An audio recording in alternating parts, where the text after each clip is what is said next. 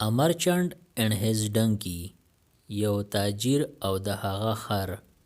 One beautiful spring morning. د پسرلی په یو ښکلي سحر. A merchant loaded his donkey with bags of salt to go to the market. یو تاجر بازار ته تلو دپاره خپل خر د مالګې د بوجو نه بار کو. In order to sell the salt. د دې دپاره چې د مالګه خرڅه کي. The merchant and his donkey were walking along together. تاجر او د هغه خر دواړه یو ځای روان وو. They had not walked far. دی لرې نه وتلي. When they reached a river on the way. کله چې دی په لاره باندې یو خوړ ته ورسېدل. Unfortunately په بدقسمتۍ سره the donkey slipped and fell into the river. خر وښویدو او خوړ ته ورتاو شو. As it scrambled up the bank of the river.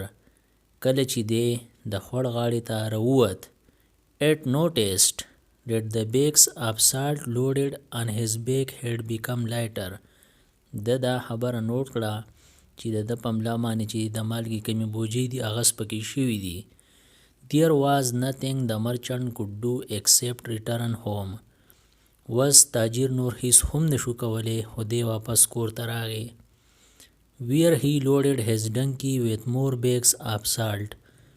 هلته کې د خپل خر د نورو د مالګو د بوجو نه بار کو. As they reached the slippery river bank again.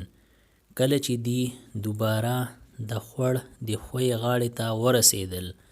The donkey fell into the river. خر خوړ ته ورتاو شو. This time deliberately. بدې پیره د قصده. Thus the salt was wasted again. دغسې مالګه دوباره ضایع شوه. By now the merchant knew the donkey's trick. وس تاجر ته د خر د دې چال پته ولګېده. He wanted to teach the animal a lesson. هغه غوښتو چې دې ځناور ته درس ورکي. As he returned home the second time with the donkey. کله چې هغه په دویم ځل کور ته سره د خر راغی. The merchant loaded bags of sponge on its back. تاجر د خر په ملا باندې د سپنج بوجۍ بار کړي. The donkey set out on their trip to the market a third time. خر په دریم ځل باندې بازار ته روان کړی شو. On reaching the river. خوړ ته په رسېدو سره the donkey very cleverly fell into the water again. خر ډېر په هوښیارتوب سره اوبو ته ورتاو کړی شو.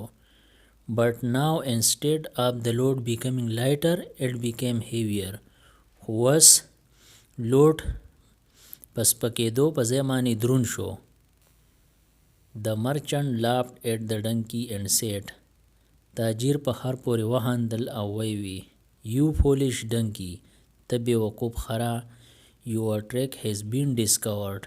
ستا دا چال دریافت کړی شو وموندلی شو.